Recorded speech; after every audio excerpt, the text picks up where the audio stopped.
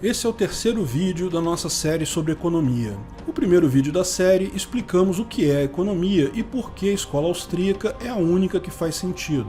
A praxeologia está para as demais correntes da economia, como a química está para a alquimia. Promete muito menos soluções mágicas, não promete transformar chumbo em ouro, mas explica bem melhor como as coisas realmente funcionam e permite até descobrir por que é impossível transformar chumbo em ouro. A praxeologia está para as demais correntes da economia, como a astronomia está para a astrologia. Se preocupa com proposições naturais, leis físicas, normas do tipo ser, muito mais do que normas do tipo dever ser. Busca explicar os mecanismos como a coisa funciona, muito mais do que dar lição de moral sobre o que você deveria fazer. Áries, esse mês você deve imprimir dinheiro para aquecer a economia. A única economia que interessa é a escola austríaca e a praxeologia, e é dessa que estamos falando aqui. Mas se não é o governo que gera riqueza, como a simples interação entre pessoas pode gerar riqueza? Mostramos isso no segundo vídeo, como a riqueza é gerada pela mera interação entre pessoas de forma livre. Todos temos a propriedade sobre o nosso corpo e sobre qualquer trabalho produzido por ele, o que nos permite realizar determinadas formas de trabalho. Algumas pessoas fazem serviços melhores que outras, conforme a necessidade das pessoas, a capacidade de especialização. Mais riqueza é gerada na troca do seu trabalho por algum outro benefício que seja do seu interesse. Dessa forma, é sempre assim que a riqueza é gerada, pela troca de serviços e produtos entre pessoas. Mas lógico, a economia não gira apenas sobre a geração de valor na negociação entre pessoas. Riqueza também pode ser gerada pelo crédito, quando o dinheiro em si vira uma mercadoria. Um segundo nível de recursividade econômica. Mas crédito pode ser perigoso. Algumas vezes o excesso de crédito leva a bolhas econômicas, formando ciclos de expansão e contração. E no estudo de como esses ciclos acontecem, surgiu a teoria austríaca dos ciclos econômicos. Foi só mais uma dentre as inúmeras teorias econômicas certeiras produzidas pela escola austríaca, mas foi uma que foi mais usada mesmo por aqueles que preferem a alquimia astrológica da escola de Chicago. Antes de continuarmos o vídeo, aproveite para curtir e se inscrever na página. Clique no sininho para ser avisado de novos vídeos. O que são os ciclos econômicos? Para falar sobre ciclos econômicos, é importante entender o que é o dinheiro em si. Eu já fiz um vídeo sobre dinheiro chamado Sem Estado, Quem Vai Emitir Moeda, em que expliquei que, na verdade, qualquer coisa pode ser dinheiro. Trata-se apenas de uma forma convencional usada em uma sociedade sobre um padrão de medição do valor das coisas. Existem algumas características que são desejáveis no dinheiro, mas na verdade qualquer coisa pode ser dinheiro. A única característica que é obrigatória no dinheiro é o consentimento entre as partes que fazem negócio. Ou seja, aquela forma de dinheiro deve ser convencional naquela sociedade, as pessoas devem concordar que aquilo é dinheiro. O dinheiro estatal é apenas uma dessas coisas que podem ser usadas como dinheiro. Outras coisas são ouro, prata, metais preciosos e, lógico, moedas criptográficas. A única necessidade de uma moeda, do dinheiro, é ser aceito pela sociedade, ou por pelo menos uma grande parte dela, aquela parte em que você pretende usar aquilo como dinheiro.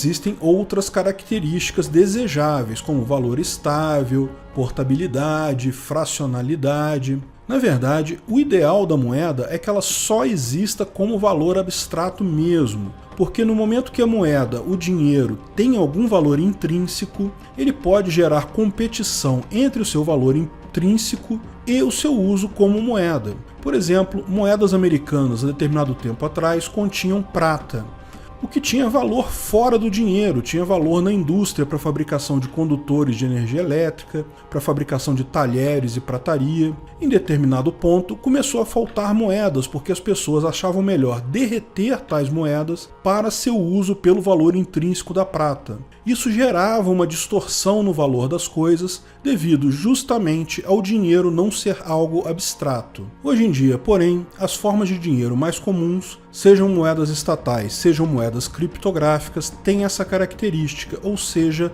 não tem valor por si só. Algumas pessoas levantam a questão do lastro da moeda. Dizem, por exemplo, que o lastro do real é a economia brasileira, as pessoas que transacionam com essa moeda. Nesse sentido, você poderia dizer que o lastro do Bitcoin, por exemplo, são as pessoas que transacionam com o Bitcoin também, o que já seria um lastro considerável. Mas isso é papo, porque a acepção mais precisa de lastro de uma moeda é a garantia do valor daquela moeda.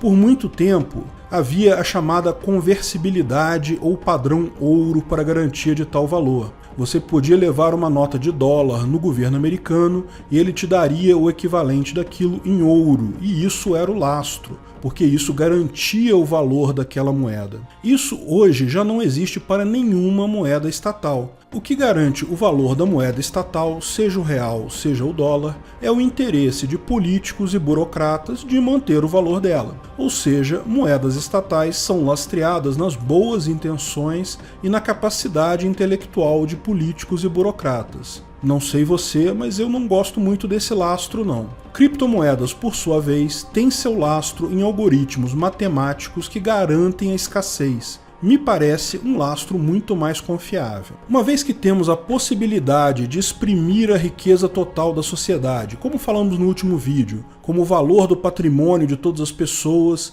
e como vimos também que a mera interação entre pessoas, trocas voluntárias, isso gera riqueza ao longo do tempo, podemos estabelecer que uma sociedade livre vai naturalmente aumentar sua riqueza ao longo do tempo. Esse aumento não vai ser uma linha reta, porque podem haver erros, escolhas ruins das pessoas e, como já vimos, uma má transação pode sumir dinheiro, pode fazer riqueza desaparecer. A tendência, porém, como todos buscam aumentar a riqueza, é que a riqueza aumente com o tempo. Então, apesar dessas flutuações de pequenas alterações, a tendência média é uma linha crescente com o tempo.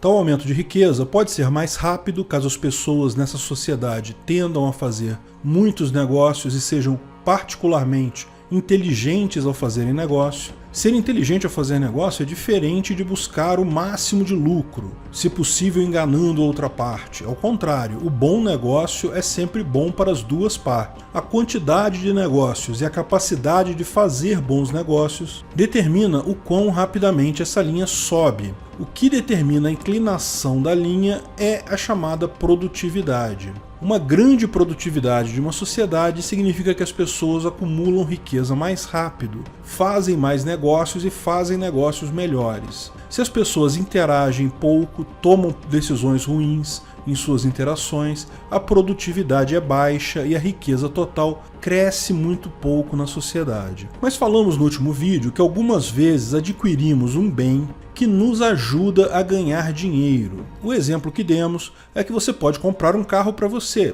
Isso torna o seu dia a dia mais agradável, portanto você já teve um aumento de riqueza total ao trocar o seu dinheiro pelo seu carro. Mas se você passa a trabalhar como motorista de Uber, por exemplo, esse carro, ao invés de ser um mero aumento da sua riqueza pontual, ele passa a gerar oportunidade de negócios. Você passa a ter várias interações com várias pessoas ao longo do dia, trocando minutos do seu trabalho e o aluguel do seu carro para atender pessoas que valorizam mais estar em determinado lugar diferente do que o dinheiro que elas têm com elas. Então, esse carro é mais do que um aumento pontual da sua riqueza, ele altera a derivada da sua riqueza, permitindo que você aumente mais rapidamente a sua riqueza com o tempo. Você aumentou a sua produtividade.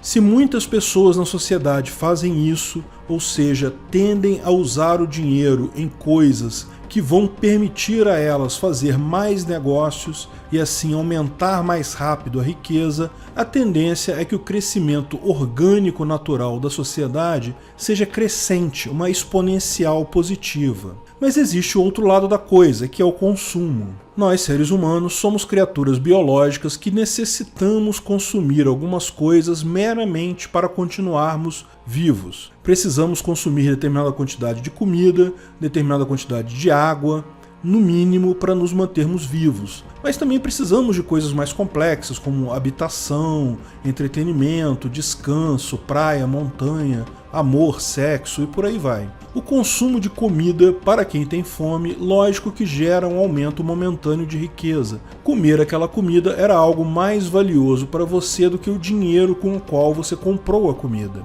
Mas é lógico que isso é algo temporário, deprecia muito rápido. Poucos minutos depois, essa riqueza deixou de existir. Em algumas horas, você vai precisar de mais comida. Mas lembre-se que, embora a gente precise, ou seja, a gente tenha uma quantidade mínima necessária para a subsistência, essa quantidade é pequena. Normalmente, o nosso desejo por consumir vai muito além disso. No final das contas, dentre as várias decisões que tomamos todos os dias, inclui o quanto vamos consumir para nossa satisfação pessoal apenas. E aqui entra um conceito praxeológico crucial, a chamada preferência temporal. Do ponto de vista puramente econômico, o melhor caminho para o crescimento da riqueza na sociedade e também para o aumento da riqueza do indivíduo é ele consumir o mínimo possível, consumir apenas o mínimo necessário para a subsistência, jamais consumir qualquer coisa por mero prazer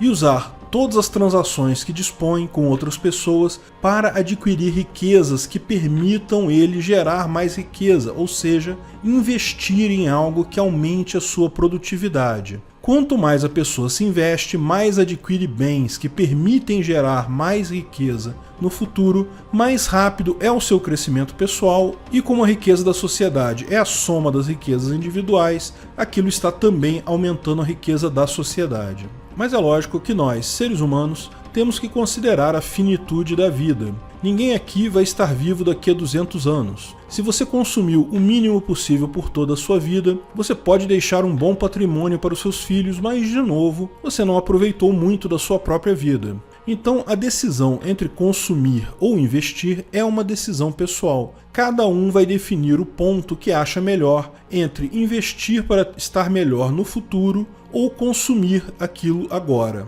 Além disso, é importante notar que o risco do investimento é significativo, enquanto o risco do consumo é bem menor. Você até pode torrar seu dinheiro no jantar e não gostar daquele jantar caro que comprou, mas é muito mais difícil acertar um investimento que tenha retorno. O resultado final é que várias pessoas, você mesmo, acaba decidindo o tempo todo entre gastar dinheiro com consumo ou investir tal dinheiro em algo que vai gerar mais riqueza no futuro. A escolha entre consumir e investir é uma característica que faz toda a diferença, tanto na vida do indivíduo quanto na sociedade como um todo. E lógico, todas as pessoas prestam atenção na situação da sociedade naquele momento. Tipicamente, quando as coisas estão bem, tendemos a consumir mais. Quando os tempos estão difíceis, naturalmente acabamos buscando investir ou poupar mais, o que faz todo sentido se você parar para pensar.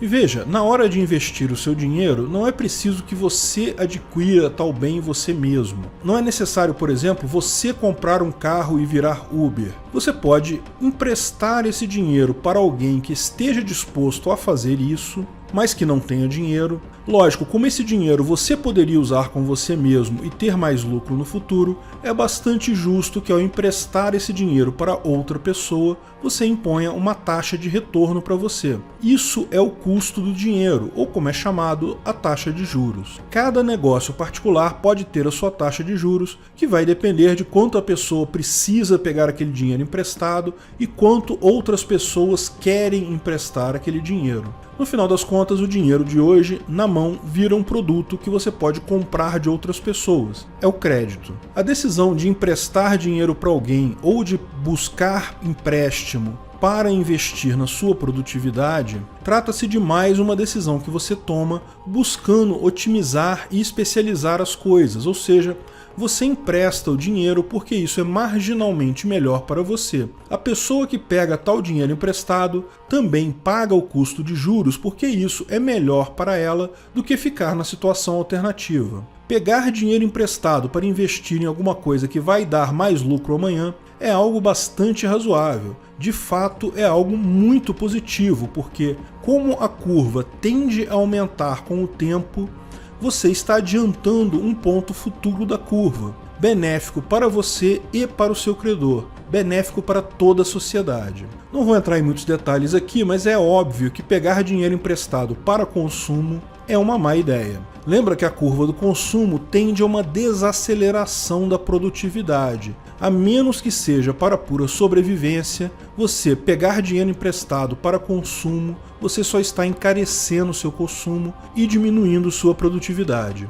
Até aqui, ou seja, até o ponto que você empresta dinheiro que você poupou para outra pessoa gastar, trocando isso por um valor de comum acordo entre as partes, tudo está funcionando muito bem. Ainda estamos plenamente em um mercado ditado pelas escolhas pessoais. Nesse tipo de mercado, um livre mercado não regulado, também podem existir crises. Lembra que eventualmente pessoas fazem más escolhas de investimento, ou mesmo uma escolha aparentemente boa pode levar à destruição de valores absurda devido a um acidente natural, uma seca prolongada ou um grande acidente físico. Mas nesse tipo de mercado, quando ocorre uma crise, algumas empresas quebram, algumas pessoas perdem muito dinheiro, mas o mercado se ajusta porque a produtividade geral não é muito afetada. Lógico que algumas pessoas são muito afetadas, mas tipicamente isso se restringe a uma parcela da população. E a sociedade como um todo consegue se recuperar rapidamente. O valor do dinheiro para investimento sobe,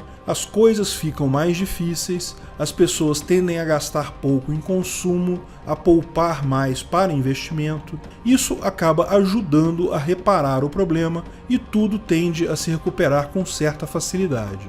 Mas daí vem um economista do governo e pensa da seguinte forma: poxa, se esse negócio da curva de crescimento tende a acelerar com o tempo, não seria legal se a gente conseguisse emprestar dinheiro para um monte de gente de forma que a produtividade da sociedade como um todo cresça mais rápido? Mais gente com mais dinheiro significa mais impostos para mim e meus coleguinhas capangas da máfia. Ou então, como é mais comum, numa situação de crise com o governo preocupado que não consegue mais roubar tanto quanto roubava antes do povo, tem essa ideia. Vamos emprestar dinheiro para acelerar a recuperação daquela crise. Lembra que dinheiro estatal não tem mais lastro, portanto, o político e os burocratas amigos dele conseguem criar um monte de dinheiro do ar. Não tem nenhum impedimento. Repare que aqui saímos da mera organização espontânea de pessoas decidindo o que fazer com seus próprios recursos e entramos num terreno diferente. Não se trata mais de uma pessoa decidindo emprestar todo o dinheiro que tem. Trata-se de alguém que tem poder sobre o próprio dinheiro em si, usando violência para obrigar pessoas a fazer determinadas coisas. Essa entidade mafiosa que tem o controle sobre uma das moedas mais significativas na sociedade pode tomar ações como essa. Suponha que até com boas intenções o governo tenha interesse em acelerar aquela curva de crescimento natural derivada das transações diretas entre pessoas voluntárias. Para fazer isso, como ele é o proprietário do dinheiro, ele simplesmente manda imprimir mais dinheiro e emprestar para determinadas pessoas. É importante ressaltar que usamos o termo imprimir dinheiro como uma analogia. Não significa, na prática, imprimir notas de dólares ou reais. A maior parte do dinheiro estatal hoje em dia já é virtual, só existe mesmo nos computadores dos bancos como os dígitos lá num computador. Menos de 3% do dinheiro todo do mundo existe como dinheiro físico, como notas e moedas. Imprimir dinheiro, nesse caso, é apenas uma analogia visual, mas o efeito é bem claro. O governo autoriza o Banco Central a emprestar dinheiro para determinados empresários. E de onde vem esse dinheiro? De lugar nenhum. Foi dinheiro criado pelo Banco Central ou pelo governo do nada. A expectativa do governo é que esse empréstimo para empresários experientes e capazes faça a economia crescer mais rápido, porque vai ter um impacto na produtividade. Mais gente agora vai ter o poder de acelerar a sua produtividade individual e isso acaba melhorando a produtividade de toda a sociedade. Mas tem um problema aqui. O dinheiro, como já falamos, não tem valor por si só. Ele só vale como um valor convencional para balizar as trocas. Se você aumenta a quantidade de bens e serviços em uma sociedade, você aumentou a riqueza dessa sociedade. Mas se você aumenta só a quantidade de dinheiro, isso não aumenta a riqueza. Com uma quantidade maior de dinheiro significa a exata mesma quantidade de bens, serviços presentes na sociedade, o que acontece agora é que o valor do dinheiro é menor.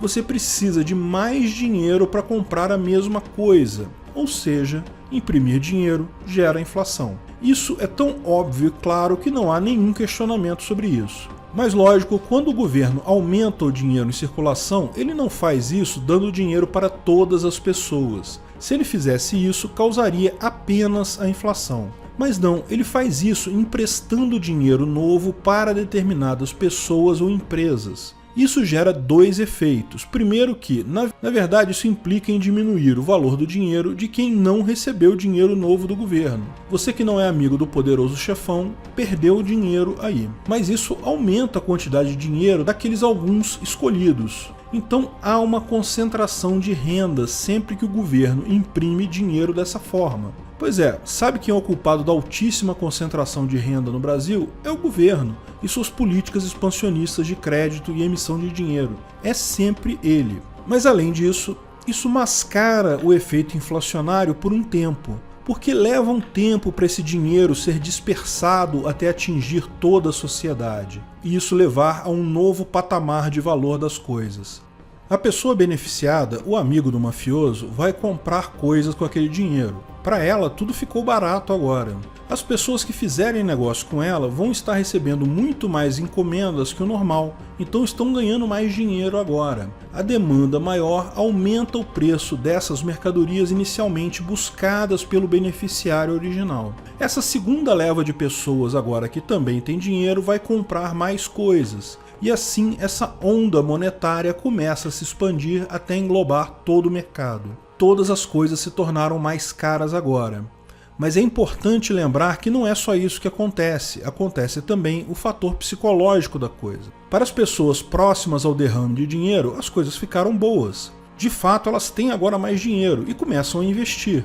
A curva de produtividade delas cresce rápido. Então, mesmo depois que para todo mundo a coisa piorou, para aquelas pessoas próximas do mafioso, de onde o dinheiro novo veio, as coisas melhoraram sim. E isso gera um crescimento na economia. Se essas pessoas beneficiadas com dinheiro usam o dinheiro para financiar bens de outras pessoas, os seus clientes passam a ter a impressão de que as coisas estão boas agora. Isso gera um problema. Lembra que no mercado normal as pessoas tomam suas decisões sobre poupar ou gastar conforme acham que a situação está boa ou ruim. Isso gera um equilíbrio saudável. Quando as coisas estão boas, pessoas consomem mais, o que garante a satisfação de necessidades pessoais e melhora na situação de vida geral. Mas agora, devido ao desequilíbrio causado pelo governo, tem um monte de gente achando que a situação está boa, mas isso não é verdade. Trata-se apenas de uma fase transiente rápida que,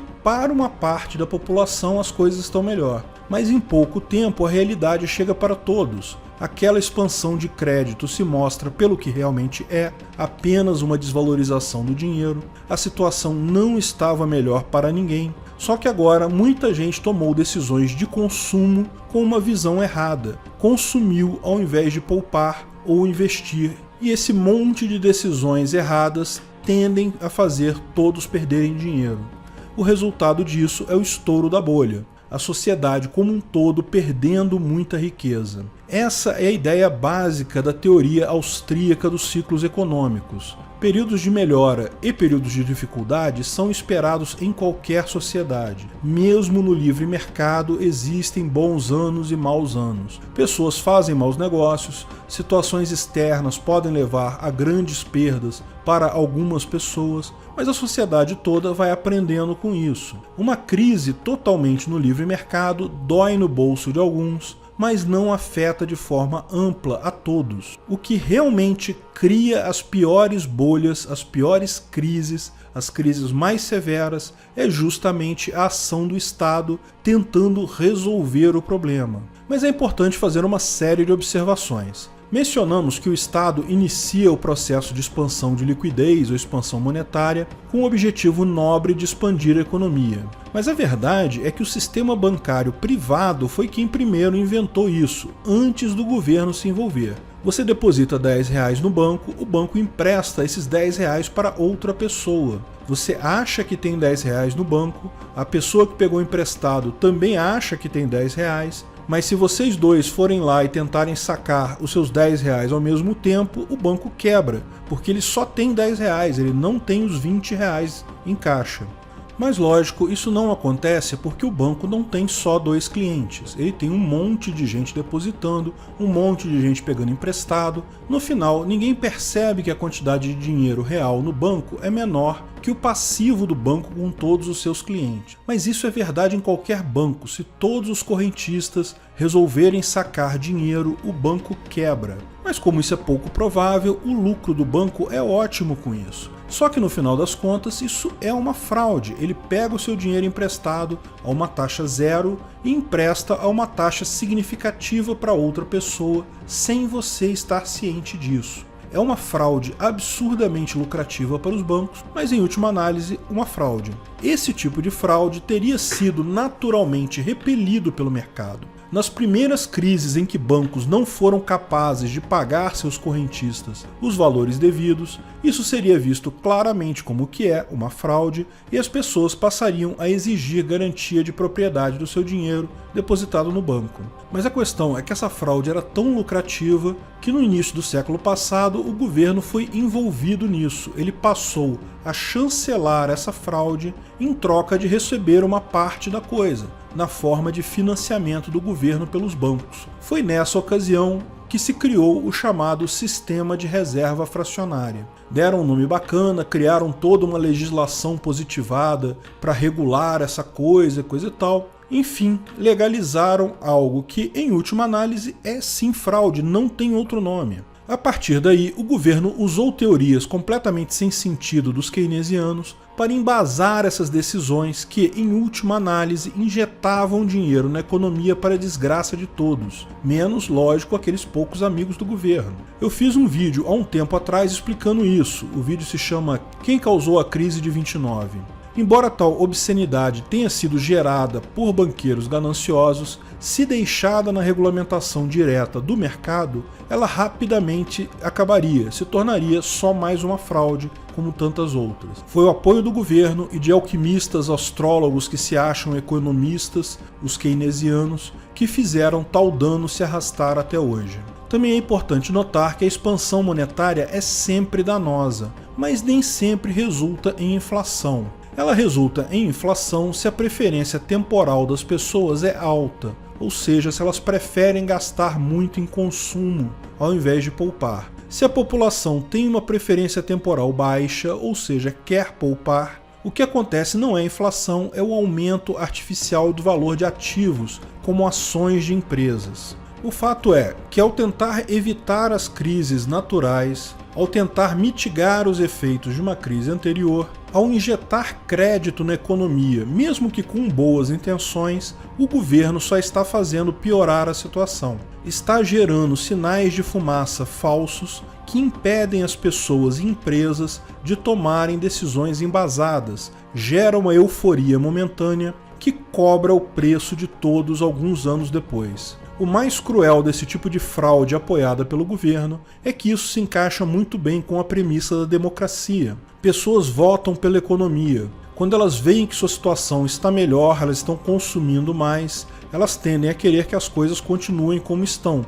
Então, quando governantes vão ser testados nas urnas, é muito forte o apelo para que eles gerem uma bolhazinha. Se ganharem a eleição, ótimo, atingiram seu objetivo. Talvez tenham que fazer outra bolha daqui a 4 anos, mas beleza, o objetivo foi atingido. Se perderam a eleição, bem, o problema é do próximo ocupante do cargo mesmo. A irresponsabilidade monetária é a regra nas repúblicas democráticas de direito porque, por um mero acaso, uma fraude inventada por banqueiros calhordas calhou de servir como uma luva para políticos em época eleitoral. Mas, felizmente ou infelizmente, não sabemos ainda, a crise de 2008, a última grande crise pela qual o mundo passou, tem uma característica diferente das crises anteriores. Sim, aqui em Banânia estamos passando por crises e crises desde então, com bolhas estourando em 2012, 2014, 2016.